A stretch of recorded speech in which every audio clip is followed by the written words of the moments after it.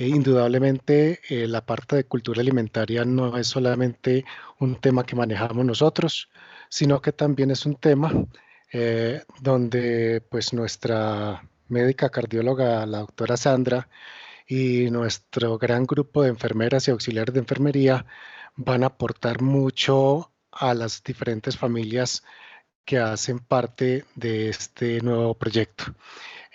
Voy a quitar la parte de imagen. Voy a dejar solamente el micrófono abierto para poder generar una mejor comunicación con todos. Cuando hablamos de prácticas o cuando hablamos de cultura alimentaria, estamos hablando de un gran universo.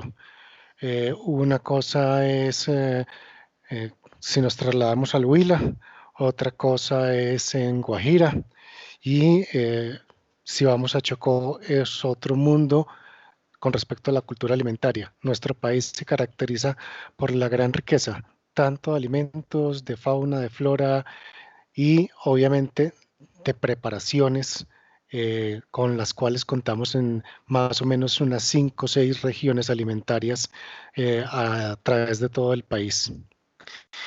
Eso hace que nosotros no nos casemos con una definición específica, sino que aceptamos toda esa gran diversidad y lo que tratamos de hacer, no solamente en Reza, sino muy específicamente en Manos que Alimentan, es hacer actividades de promoción del autocuidado, del entorno y de una alimentación saludable. Hablamos de prácticas y no de hábitos, pues porque los hábitos son algo que prácticamente se nos pega a partir de cuando nacemos. Lo vamos aprendiendo de nuestros padres, de nuestro entorno, de nuestro medio, digamos, escolar o de nuestro medio familiar o de nuestro medio comunitario. Entonces esos hábitos se nos van pegando, los hacemos casi que de forma innata, no nos damos cuenta que hacen parte de nosotros hasta que nos ponemos como a reflexionar y nunca nos ponemos a pensar si esos hábitos son buenos, regulares o malos, simplemente que están dentro de nuestra forma de ser. Entonces, lo que nosotros hacemos en estos programas es un fomento de prácticas. Cuando hablamos de práctica es una cosa que yo hice una vez y la puedo volver a hacer una segunda vez y una tercera vez y una cuarta vez. Cuando lo hago unas cuantas veces, simplemente hice como un ejercicio, como cuando a nosotros nos dicen el médico salga a caminar todos los días. Entonces yo puedo que salga a caminar el lunes, el martes y el miércoles y ya no vuelvo a caminar hasta dentro de un mes que vuelvo a sentir como deseos. Pero cuando yo genero una costumbre de que, bueno, voy a salir esta semana todos los días, a la semana siguiente vuelvo y salgo todos los días, pero le aumento un poquito, a la tercera semana sigo saliendo a caminar y le aumento otro poquito, y dentro de 3 meses ya lo hago es porque ya me hace falta. Entonces, ¿qué pasa? Pasé de una práctica a un hábito, pero para pasar de esa práctica a ese hábito me tomó un tiempo.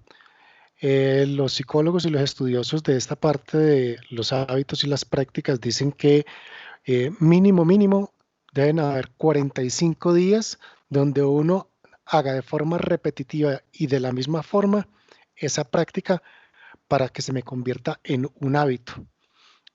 Obviamente pueden haber prácticas no tan buenas como prácticas que son buenas.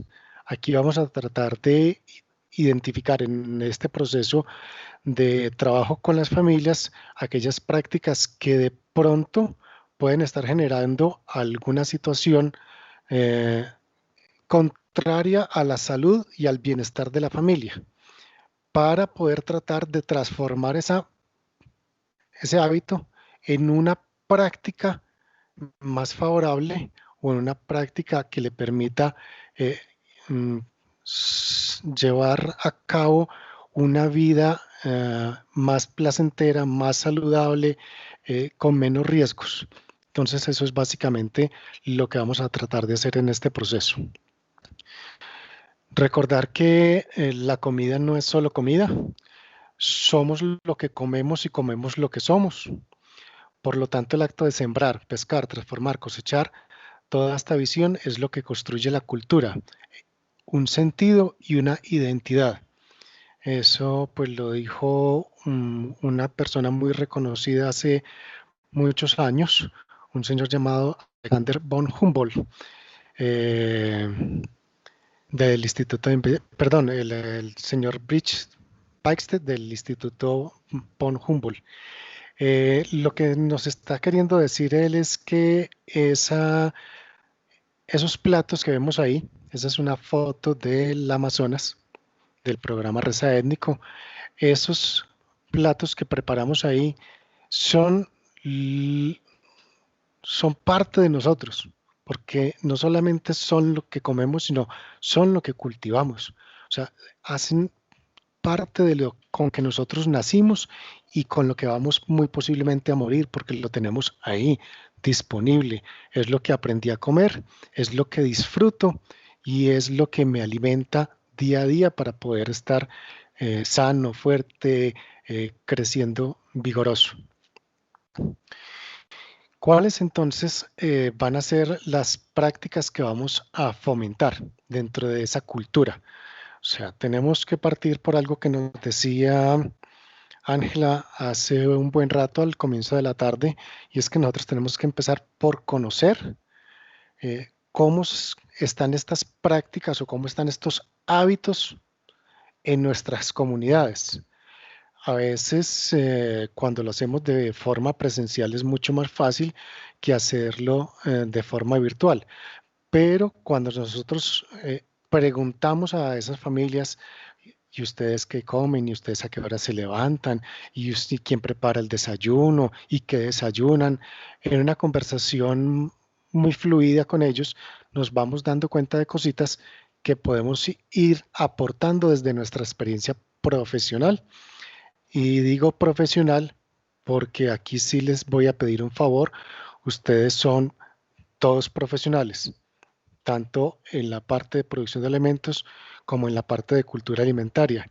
Entonces, lo que vamos a decir, lo vamos a decir desde unas bases técnicas y no desde lo que yo pienso o desde lo que yo hago o desde lo que a mí me funciona, sino desde lo que dice la ciencia, desde lo que dice la medicina, desde lo que dice la nutrición, desde lo que dice, y voy a meter aquí la parte de cultura. Obviamente hay prácticas culturales que ya están comprobadas que funcionan, y es lo que nos decía uno de nuestros compañeros, eso ya está en nuestra cultura de nuestros taitas, han venido de generación en generación y eso funciona y está demostrado. Entonces, como está demostrado por la práctica, también debemos hacer uso de ese tipo de elementos, pero que sean elementos eh, que funcionen para todos. Entonces, las prácticas que vamos a tratar de fomentar en esta corta intervención son la práctica de autocuidado.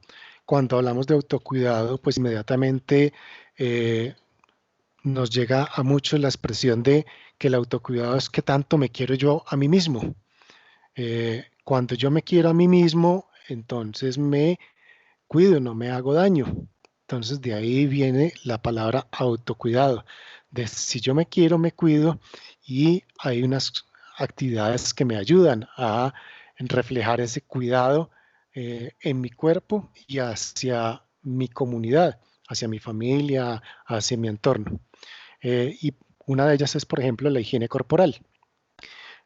Obviamente nosotros tenemos que entender de que no en todas las regiones disponemos de los elementos necesarios para hacer una higiene corporal o completa o adecuada o diaria, eh, pero debemos de reconocer de que una persona que mm, huele, digamos, rico o no huele a lo que nuestro cuerpo a veces emana, y si no tenemos una higiene frecuente se va haciendo más fuerte esa transpiración o ese olor que sale de nuestro cuerpo. Entonces, indudablemente eso en un momento determinado va a incomodar a otros. La idea es entonces que a partir de ese reconocimiento de esas necesidades podamos ir ingresando ciertas prácticas que nos ayuden a esa higiene corporal o a ese lavado de manos. Pues con lo de la pandemia el lavado de manos se volvió algo como muy importante, pero realmente el lavado de manos con una buena limpieza de uñas, siempre ha sido importante. Ha sido desde hace siglos, desde que descubrimos que en las manos estaban las bacterias y que con las mismas manos transmitíamos las bacterias de una persona a otra, pues el lavado de manos se convirtió en algo esencial desde hace muchísimos años.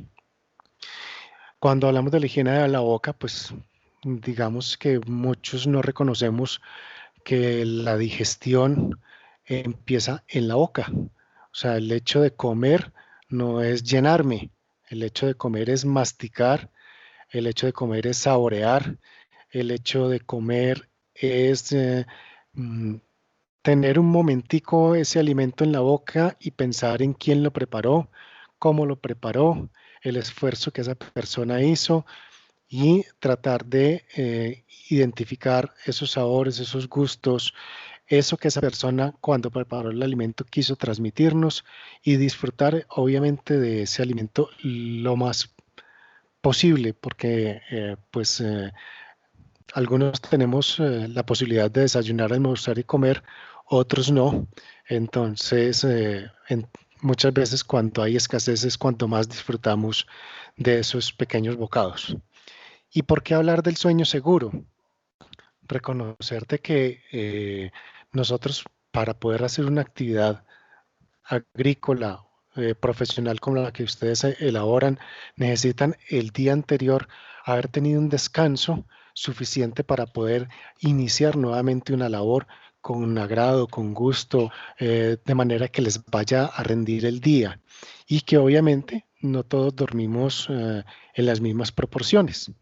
Los niños van a necesitar un periodo de sueño más largo que nosotros los adultos. Entonces hay que empezar a partir de esos reconocimientos. Otras prácticas van a ser relacionadas con el entorno.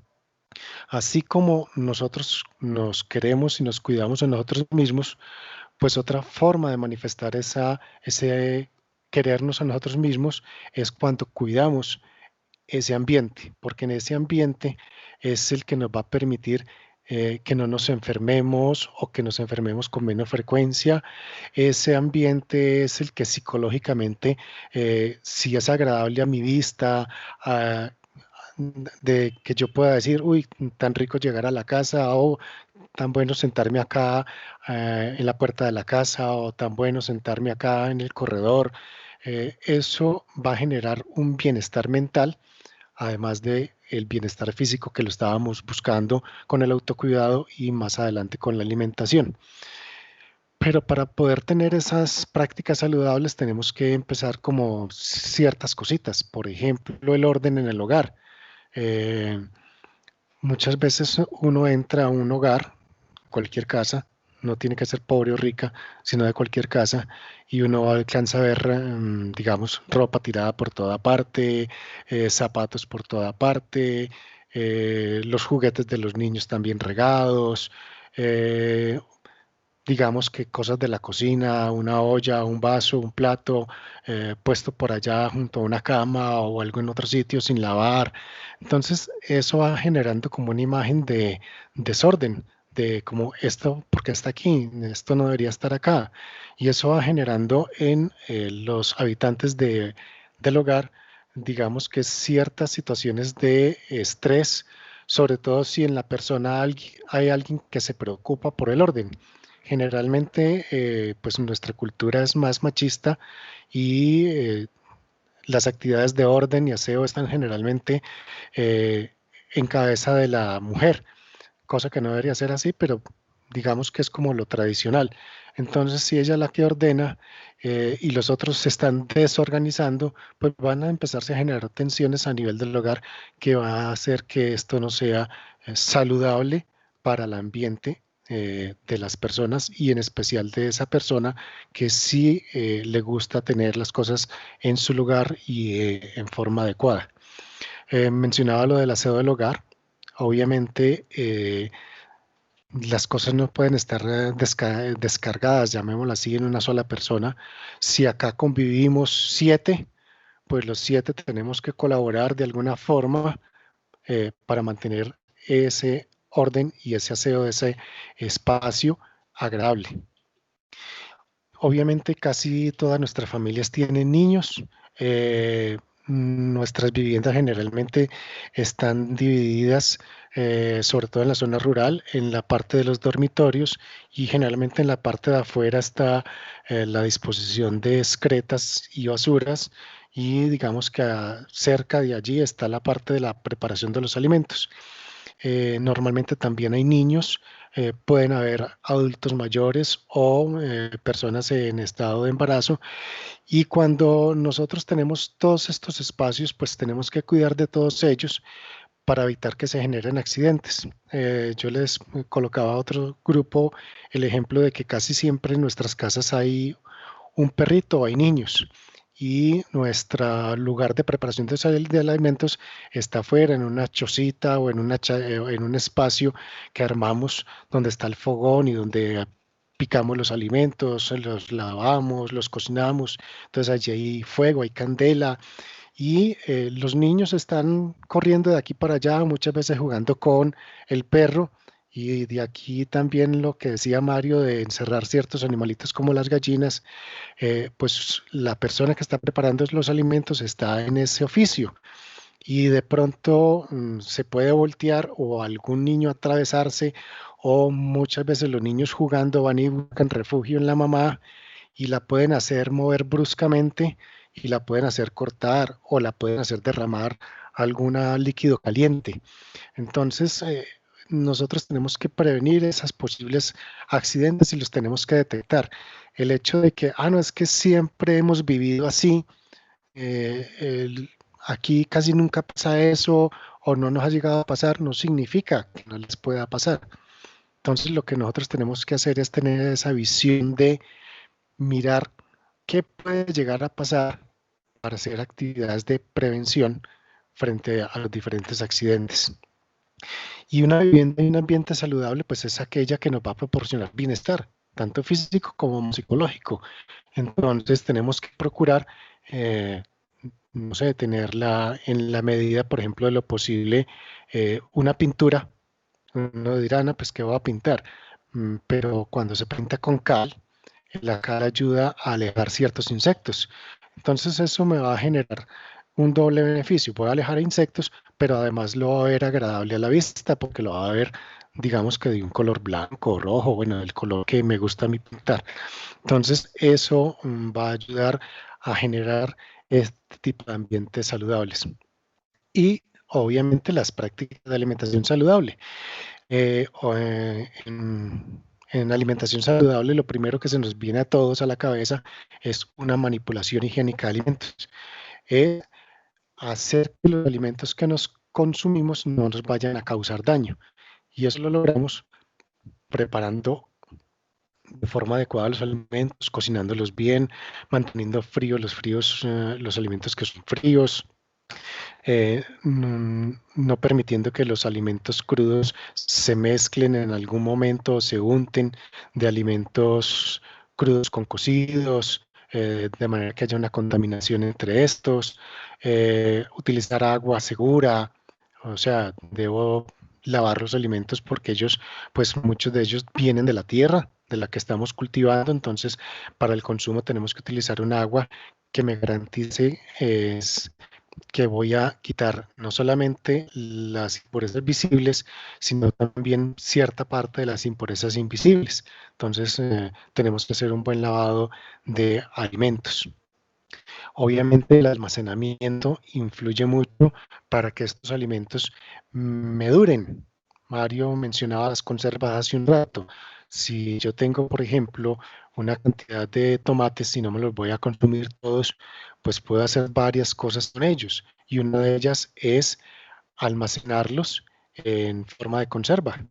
No es muy común hacerlo en nuestro medio, pero se hace muy fácilmente. Simplemente es dedicar un poquito de tiempo. eh, mm, Voy a tener una duración y tomates incluso hasta por de 3 a 6 meses, dependiendo si hice o no vi en la práctica, y son de muy fácil uso posteriormente. La potabilización del agua y su adecuado consumo y almacenamiento. Yo no me gano nada con que tengo agua. El agua me viene, no sé, puede ser de un río, de un pozo cercano, pero yo tengo que ser consciente de que esa agua muy posiblemente no ha sufrido ningún tratamiento. Y lo más seguro es que a esa agua han llegado una serie de elementos que me pueden generar algún tipo de enfermedad, bien sea por contaminación que yo mismo genero, que mis vecinos generan, que los animalitos que alrededor generan, pueden ser animales del entorno natural o de los que yo tengo como parte de la cría. Entonces yo tengo que hacer un proceso, pues el más sencillo es el hervido. De pronto consume un poquito de elementos naturales, eh, pero también existen otras formas de potabilizar el agua. También aprender de que tengo que almacenarla de forma adecuada, porque sin yo no la utilizo un recipiente, por ejemplo, plástico con tapa, sino que simplemente la hiervo y la dejo por ahí destapada en cualquier parte, pues de todas maneras se me va a empezar a contaminar lentamente. Entonces no estaría realmente haciendo nada. Y como lo decía César, lo del plato saludable de la familia colombiana. Más adelantico de pronto vemos algo más específico.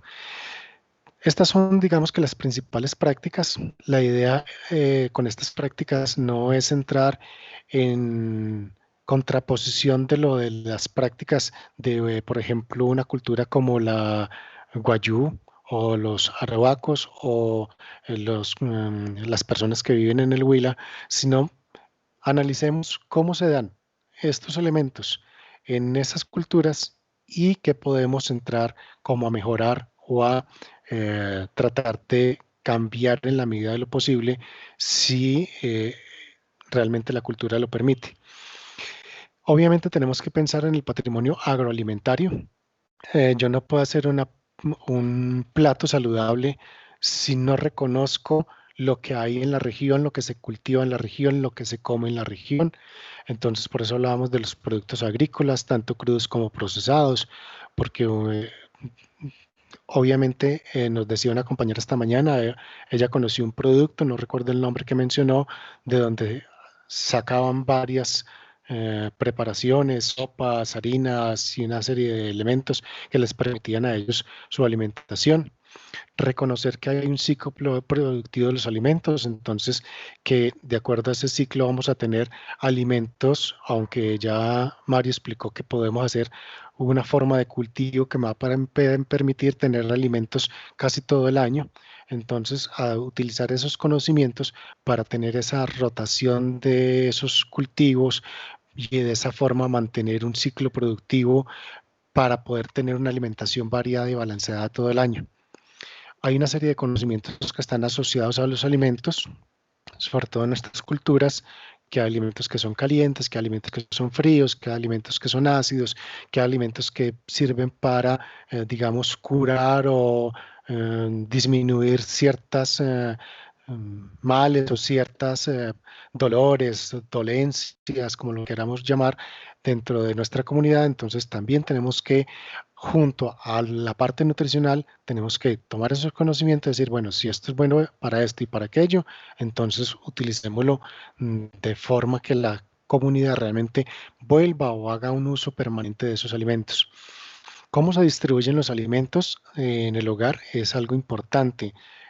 Tradicionalmente, cuando había carne en una casa, lo digo porque yo soy de una cultura paisa, cuando había carne, pues el pedazo de carne más grande se le daba al padre de familia, que generalmente era el proveedor de la familia, el que trabajaba, entonces por lo tanto, como gastaba más energía y era el que traía los alimentos, pues requería de la pieza de carne más grande. Esa es una forma de distribución de los alimentos, digamos que era tradicional, eso ya se ha ido modificando, entonces tenemos que reconocer esos modos de distribución. Hoy por hoy, los niños y las mujeres en embarazo en ciertas culturas ya tienen prelación para una alimentación variada y más balanceada y donde se les ofrece lo que consideramos mejor alimentos. Las elaboraciones simbólicas de los alimentos en nuestras culturas son ricas en estas partes simbólicas, no me voy a detener en ellas porque pues hay colegas que están en territorio y las conocen mejor que yo. Y obviamente las técnicas culturales y culinarias de preparación de los alimentos.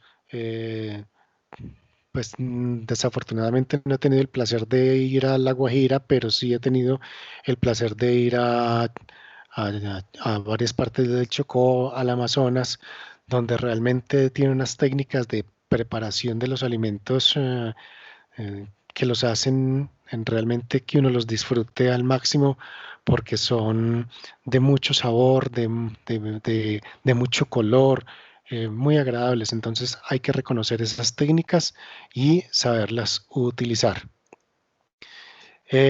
Las fotos que ustedes ven ahí son del programa Reza Rural y Reza Étnico que acabamos o que estamos en proceso de terminar ya hacia el mes de noviembre. En la primera foto de la mano superior izquierda vemos cómo hicieron con bolsas de color rojo y verde, pues la parte de desechos, de hacer una disposición adecuada de los desechos. Pues si no tenemos la bolsa, podemos utilizar otros elementos que tengamos a la mano, pero ya miren cómo se va introduciendo el uso del tapabocas y la separación de esos desechos. La foto del centro, la pequeña donde hay un vaso de jugo, unas frutas, fue un trabajo que hicieron los gestores. Esa fue también en Amazonas con el plato de los alimentos. Más adelante les explico qué es el plato de los alimentos. La foto de la parte superior derecha vemos frijol. Entonces vemos como una de nuestras familias rurales de Reza tiene atrás el filtro que les damos en el programa. Pues desafortunadamente acá no lo vamos a tener y es por la corta duración del proyecto. Em, pero tenemos el frijol, que aquí lo importante realmente es el frijol y cómo los niños participan de ese proceso de desgrane, que es lo que van a hacer a continuación. Vemos en la foto de inferior izquierda una de nuestras participantes con todo lo que ha sacado de su huerta, diversos productos.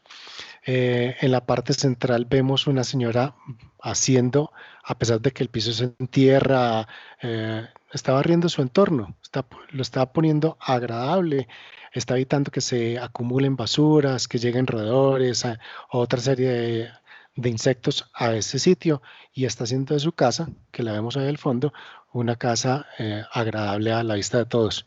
En la parte inferior vemos también una práctica del plato saludable con unas familias de mm, bichada, sin memoria, no, bichada no, de Guainía. Vemos otra familia, otra persona haciendo recolección de sus frutos de su huerta y tenemos otra foto donde está haciendo, pues sacándole los granos al chocolo para la preparación ya de algún alimento. Entonces ustedes ven, voy a quitar esta presentación y voy a compartir mi otra pantalla. Me gustaría saber si de pronto, César, si se está viendo una imagen de la higiene corporal.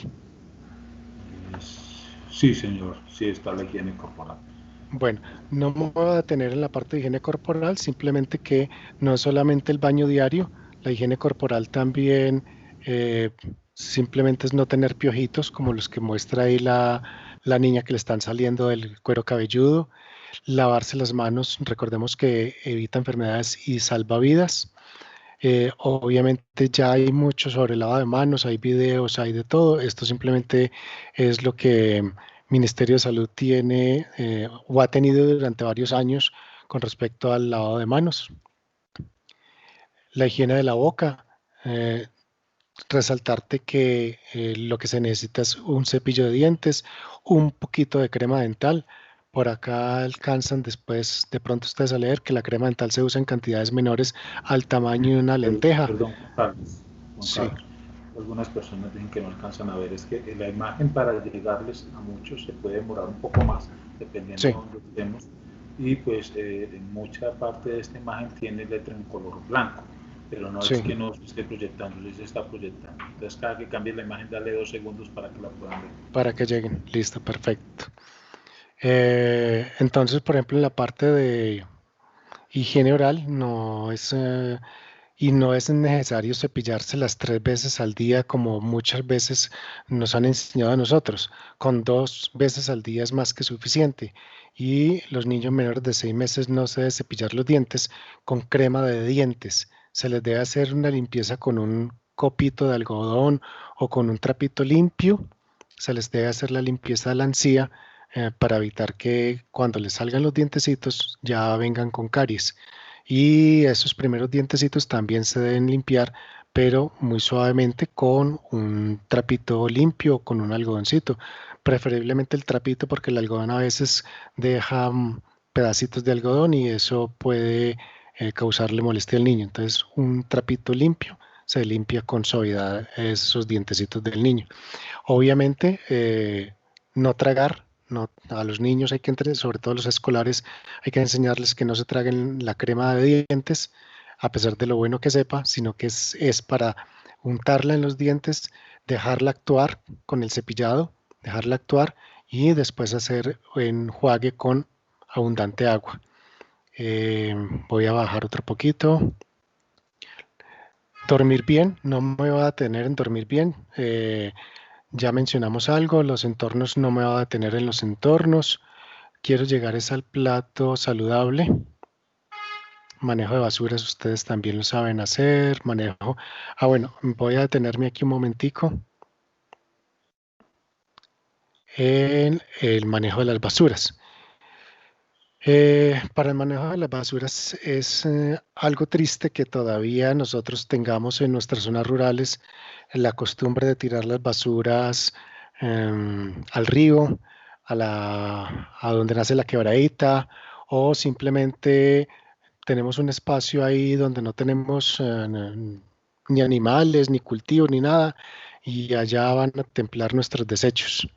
Realmente debemos hacer el ejercicio de cavar el huequito, de separar lo que puede ir en el huequito, de lo que puede reutilizarse, separarlo, o si hay algunas cosas que definitivamente vamos a requerir de quemarlas, entonces hacerlo, pero controladamente, donde nosotros estemos pendientes de que el fuego no se nos vaya a extender por algún motivo eh, no controlado.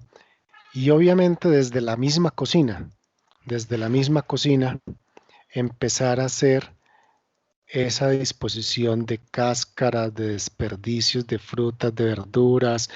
A veces quitamos, no sé, que el gordito, las cáscaras del huevo, restos de comida que por algún motivo salgan. Entonces a esas eh, elementos les tenemos que dar un uso. Y un uso, ya lo mencionó Mario, es en el compost, que es como el mejor elemento en este caso para nuestra huerta. Obviamente pueden haber otros usos, por ejemplo, de las cáscaras de huevo, pueden haber otros usos, pero el momento la idea es que utilicemos este elemento en compost en algunas veredas, no en todas. En ocasiones el municipio tiene dispuesto para que el carro vaya cada 15 días o cada semana por una ruta específica a recoger lo que realmente no se debe de tener en el campo. sobre todo plásticos y ese tipo de cosas. Entonces, aprovechar ese servicio y sacarlo en esa forma.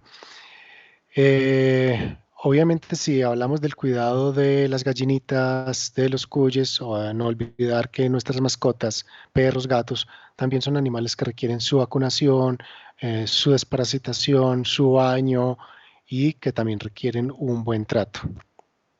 Eh, Recordar las claves para una preparación higiénica de los alimentos. Son 5 que la OMS nos dice que debemos practicar.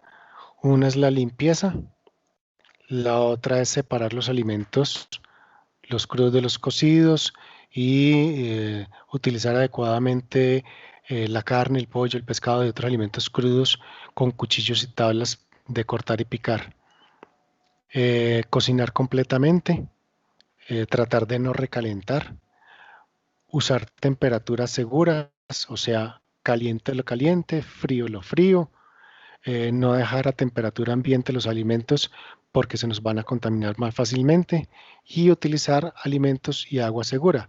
Eso significa que lo que ya mencionaba hace un rato, lavarlos con agua segura. A veces hay algunos aspectos como por ejemplo el uso de vinagre para lavar frutas y verduras que es muy conveniente en nuestras zonas rurales.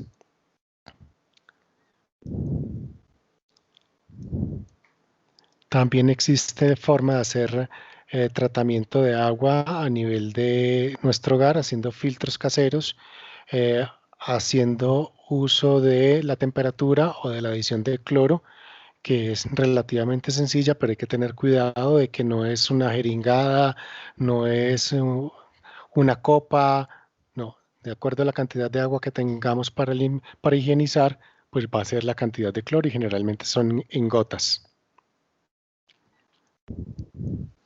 Y este es el plato de la familia colombiana, que es lo que ya se me acabó el tiempo, creo. Simplemente recordarles que pues mis colegas conocen ya el plato de la familia colombiana, simplemente lo que hace es coger los alimentos, aquí simplemente coge los alimentos más conocidos, pero la idea es que esos alimentos o esos grupos mejor los llevemos a los alimentos de la región. Entonces, ¿qué frutas y qué verduras hay en la región?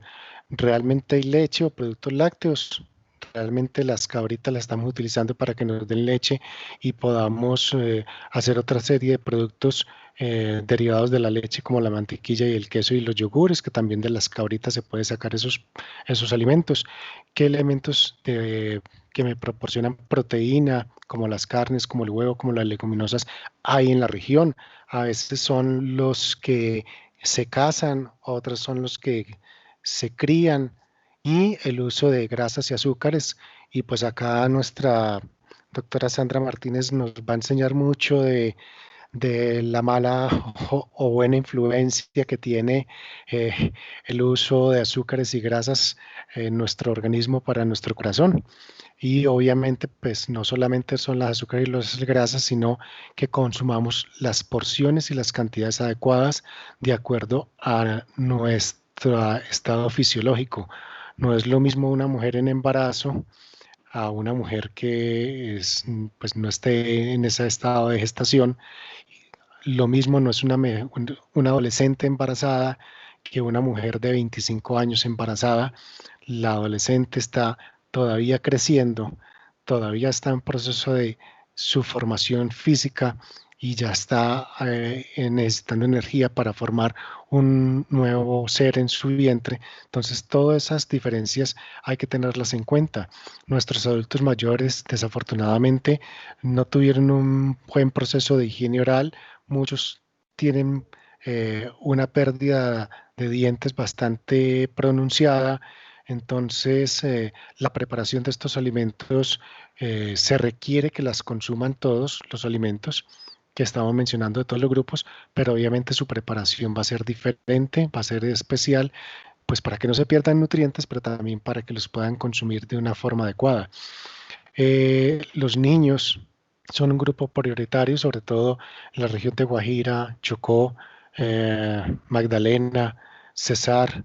Entonces, también tenemos que identificar que esos niños requieren una buena alimentación, requieren comer de todo. Hay que enseñarles a comer frutas y verduras porque eso les va a proporcionar muchos nutrientes que no me voy a tener aquí cuáles son. Eh, para eso tendremos oportunidad más adelante. Eh, no sé si hay alguna pregunta, no alcanzo a ver.